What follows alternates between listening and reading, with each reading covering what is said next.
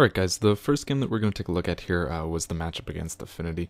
Opening hand was pretty good, no matter what the matchup is, in my opinion. You may look at this and think it's a little crazy. I have 4 lands in hand, but you'll notice that 3 are Barren Moors. This could be a turnoff to most people. If I had not had this single swamp, I probably wouldn't have stuck with it.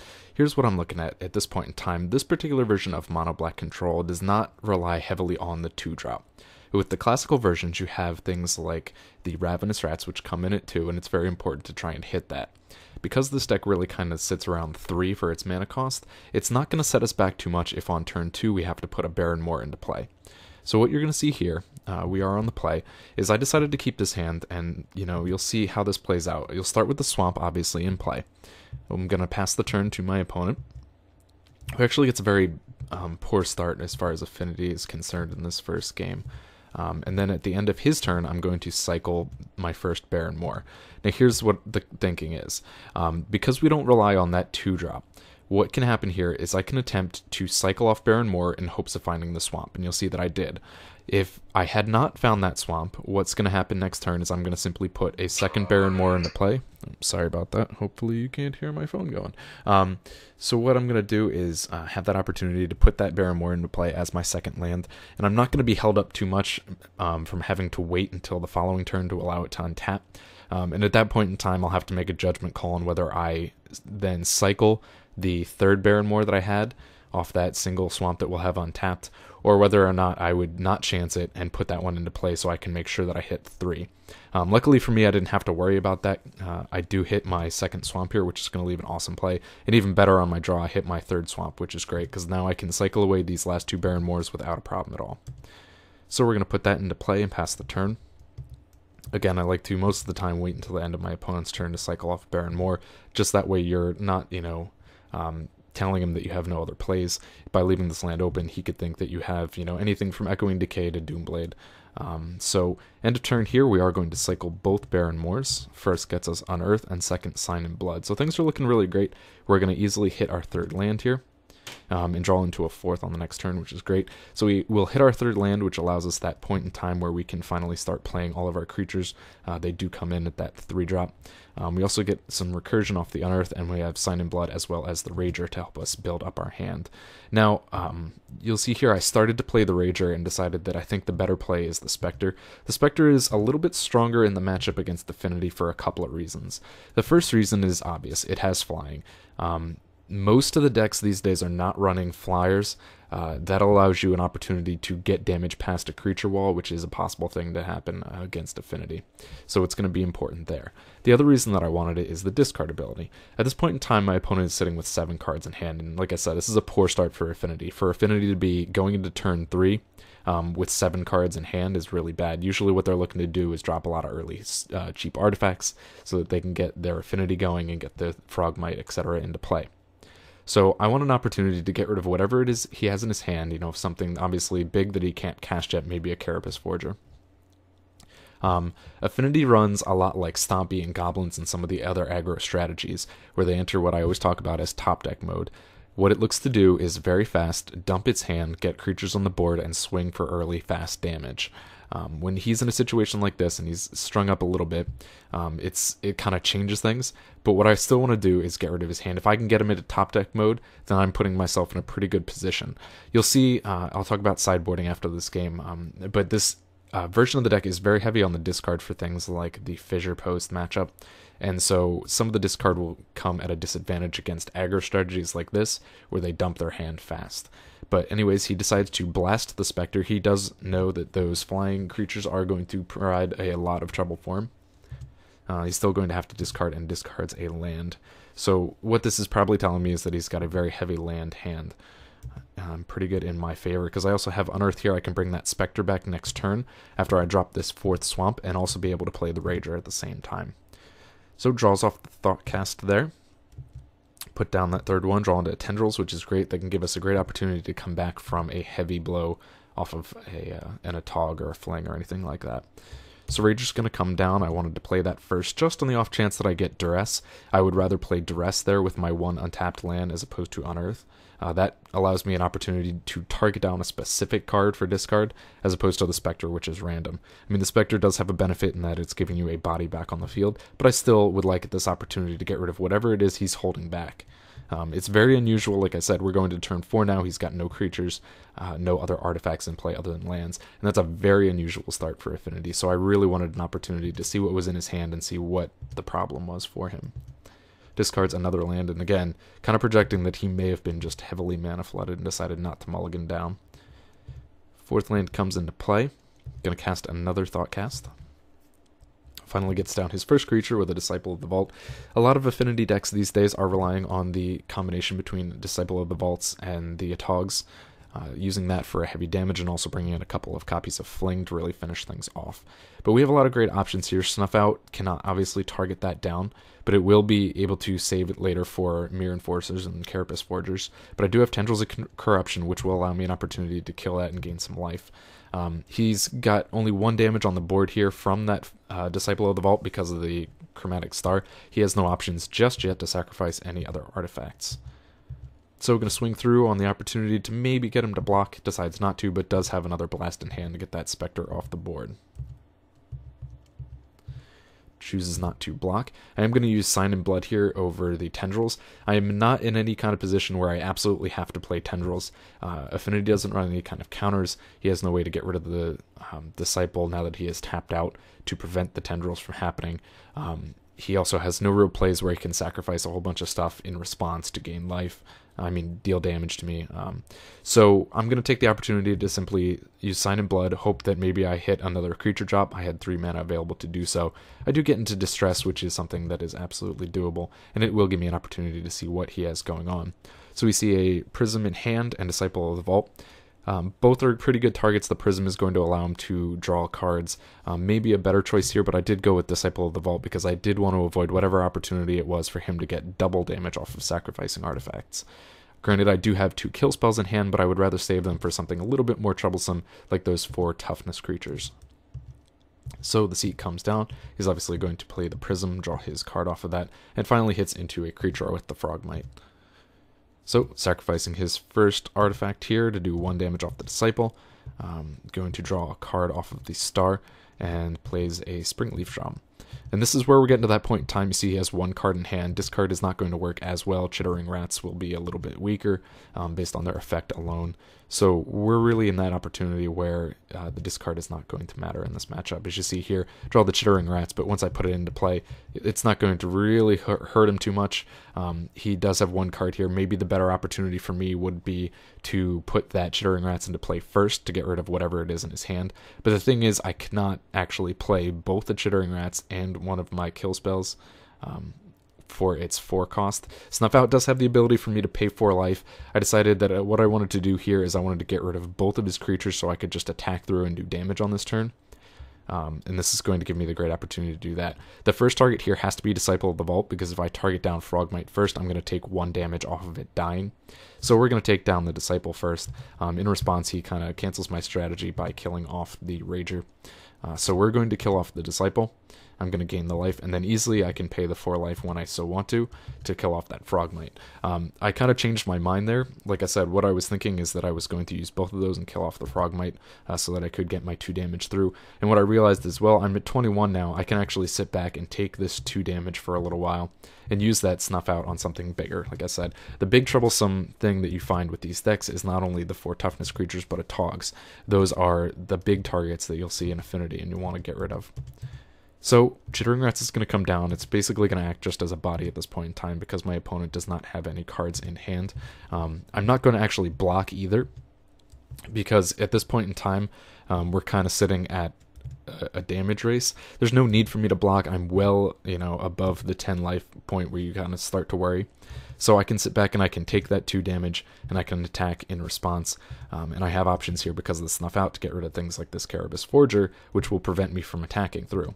With the 4 mana untapped, I don't even have to pay the 4 life to make this happen. I'm just going to actually hard cast that. Spectre going to calm down. Again, weaker like the Rats because of the fact that my opponent does not have a hand. So doing the damage through. Frogmite's going to attack, and again, not going to block because I do have the opportunity here to do 4 damage. In this damage race that we've created, he's doing 2 damage every turn to my 4, so obviously I'm going to win that. 1 card in his hand, I am going to take the opportunity to use Distress and find out what it is. It is just Seat. He is kind of bluffing at me there, but it's okay. I'm glad to know that it is nothing that's going to cause me great harm. Swinging through for that 4. Putting him on a clock here, going to take me down to 13 off this Frogmite. Gets a Mirror Enforcer into play. Not a lot I can do there. I am going to just simply attack through the air. This is why the Spectre is kind of great in this matchup. Allows you that opportunity to get past the walls.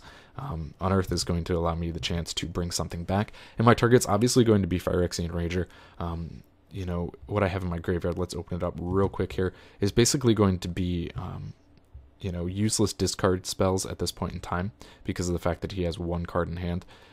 Getting rid of that 1 card I feel is not as important as drawing a card, because with the Rager, I'm getting a body and I'm also providing myself the opportunity to maybe find a discard spell. If I were to sit here and simply return the Liliana Spectre that I have in my graveyard, then I am just getting the discard. I'm not actually drawing and thinning my deck by 1 more. Best case scenario, Rager finds Sign in Blood, and then I can, use that to draw even more cards. Do find Chittering Rats. Not, again, going to be terribly helpful, but it is going to put whatever this 1 card in his hand. Maybe he's holding another land to bluff it again, but it's great. He's going to have to skip a draw. So if he decides to attack through here, I have lots of blocking options. Obviously going to take the opportunity to do so. I'm getting close to that, point where, once again, 10 is where you start to get a little more cautious. I really want to get this Enforcer off the board. Before sideboarding, this is a little bit lighter on the creature kill than most classic mono-black control decks. So I'm going to actually take the opportunity to block. And what I wanted to do here is make sure that I blocked with the Phyrexian Rager. I have only used 2 out of 3 Unearths. So that means that I still have 1 available in my deck, and what I want to be able to find with that is probably going to be the Rager. Once again, giving that opportunity to draw something as opposed to just forcing a discard when my opponent is likely to not even have a hand. So the Rager is something I actually want in my graveyard, so I'm going to be more than happy to let that die and have that go in there. You do have to be aware if you're using Spinning Darkness here, just because then you have to be aware of what your top 3 are, and you don't want to get rid of that Rager with it. We're also at the point in the game, we're kind of mid to late here, and I have obviously plenty of mana. I can actually just hardcast Spinning Darkness and don't have to worry about that too much. Drawn to the Get's Verdict, that's going to give me the opportunity to simply swing through here, and this game is pretty well in hand. Opponent does not draw into anything other than land. He's on a 1-turn clock and draws into nothing. So that was the first game. We're going to talk about sideboarding here in just a second. Alright guys, so we're going to take a look at the sideboarding here real quick. Now, this was actually a match I had recorded live, but I don't know what happened. Somewhere in the file it didn't work out. The sound wasn't working. So I had to scrap it and redo these from replays. But I'm going to just talk real quick about what I did as far as sideboarding was concerned. Now, we talked about how kind of the thing with Affinity is that it works a lot like Goblins and Stompy and other very fast aggro decks, where it looks to empty its hand really fast, get a lot of creatures on the board, and win the game. Now what this actually works out doing is keeping them kind of at a disadvantage in a mid to late game setting. So if you can get past that early game push and you can survive, then you can really have a good chance of winning. What happens is they dump their hand real fast, and so they're sitting in a situation where they're in top deck mode and they have to draw to find an answer. Now, where they're a threat in the early game is the fact that they can drop multiple creatures really fast, and that's hard for you to deal with. But when you get to the point where mid to late game, if you've managed to clear their board and they have no hand, then they're sitting and they can only drop 1 creature at a time, and it's a lot slower, and you can actually get a better handle on things. What this means for us is that a lot of our discard spells here, the Duress and the Distress, are going to be kind of useless.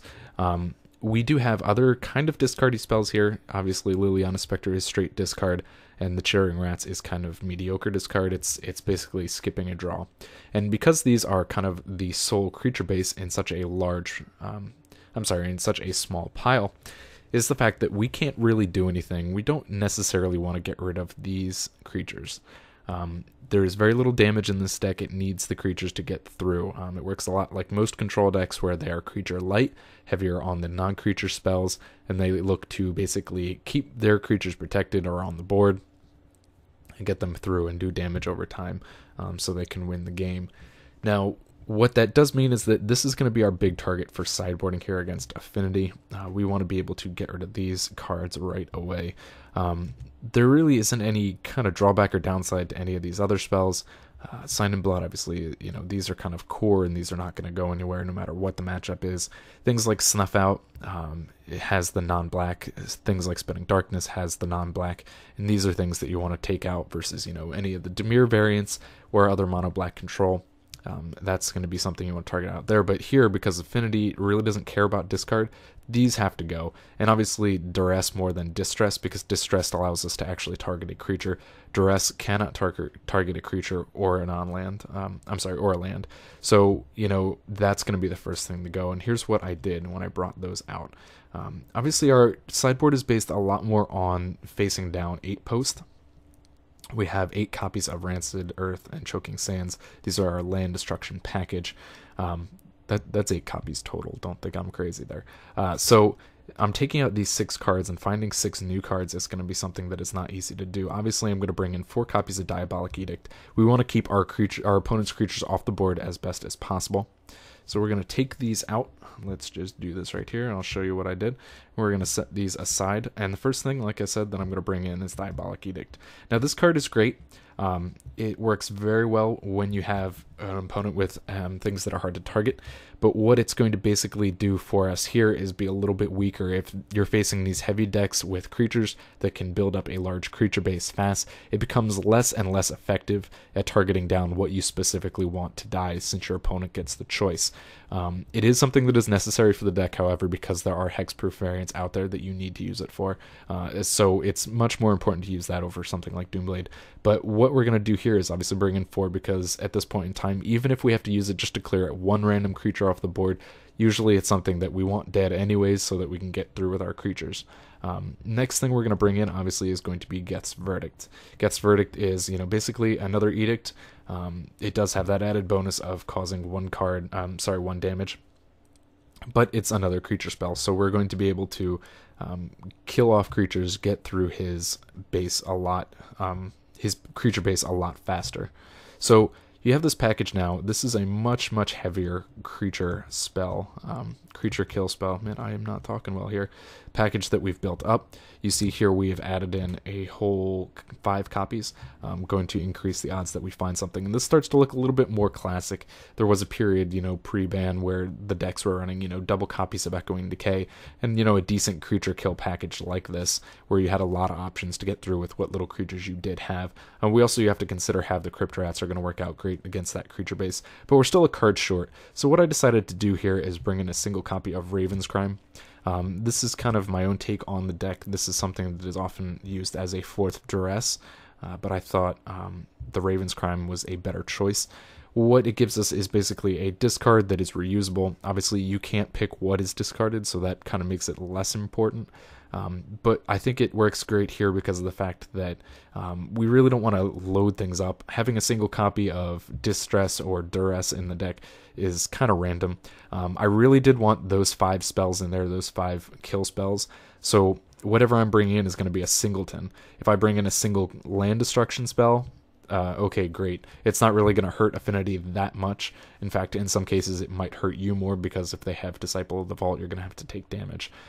Rancid Earth with the 1 damage on the Threshold ability is not really going to take a huge effect on Affinity, despite the large creature base, because a lot of the creature base has 4 toughness, and that 1 damage is not going to really change tides.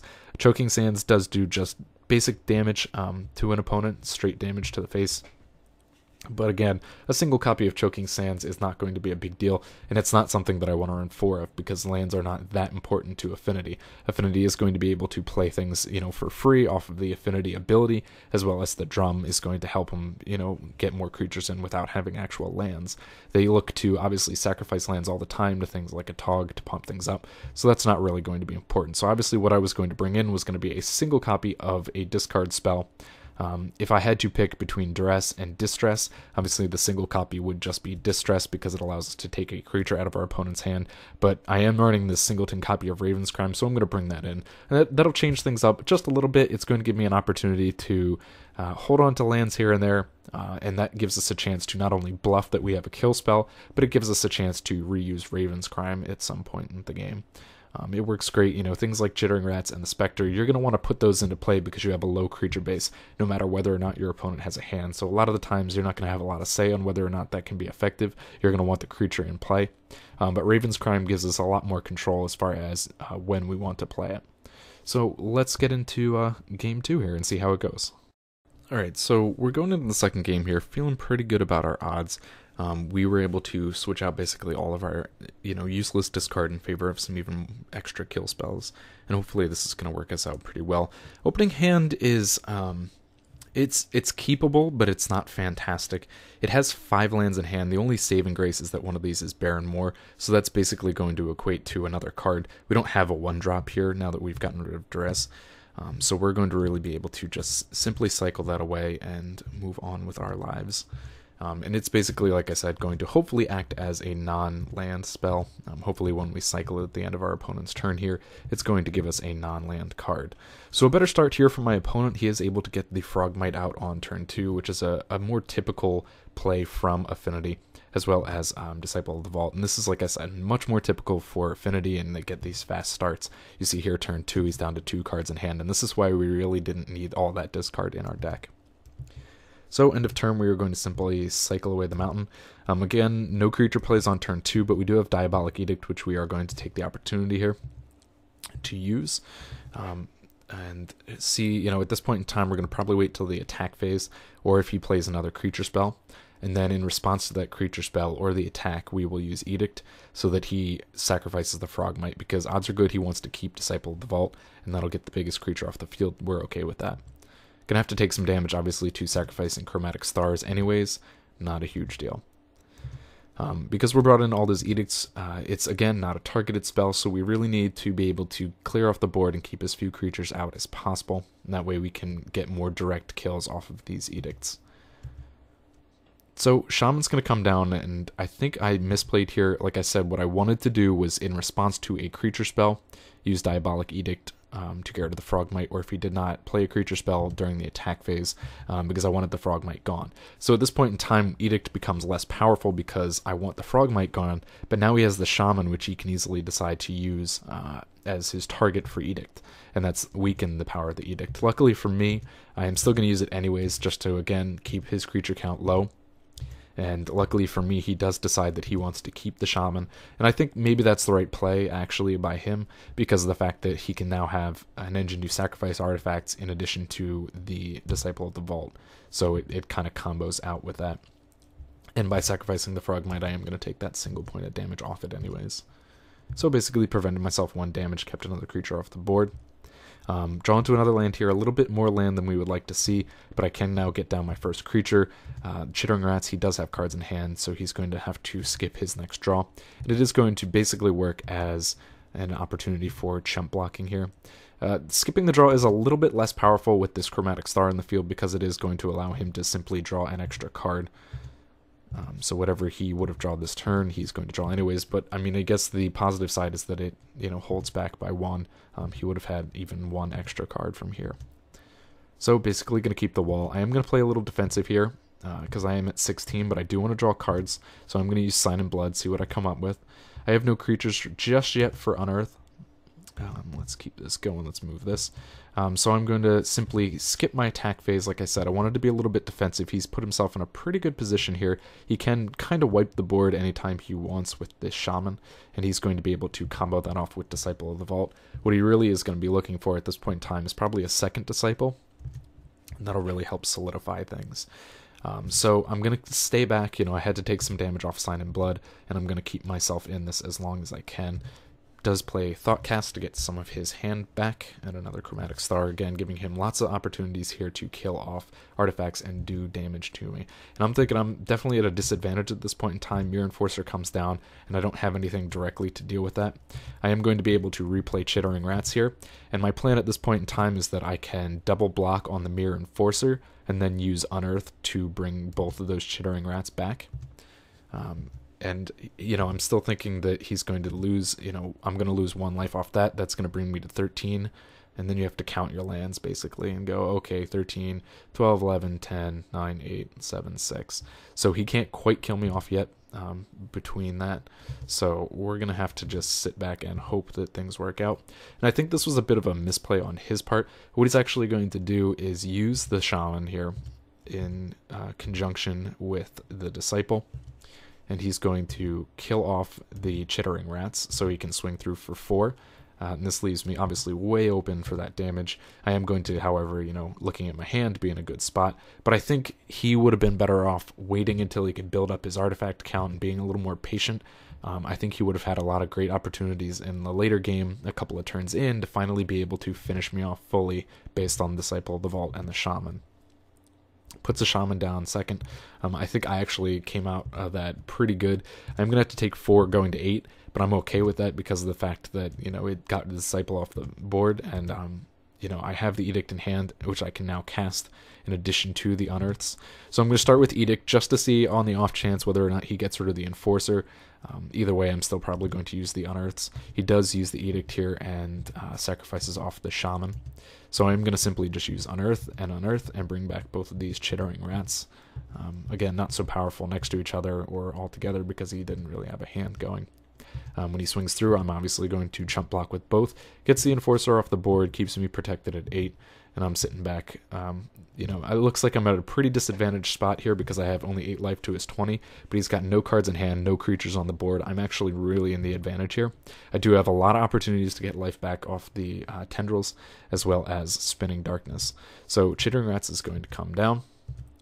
Again, not giving him any opportunity to skip a draw here because he had no cards in hand, but it really, like I said, I'm actually in the advantage here because of the fact that he's got no cards, and he starts top decking into lands. This is great. The longer that it goes without him drawing creatures, the better off I am.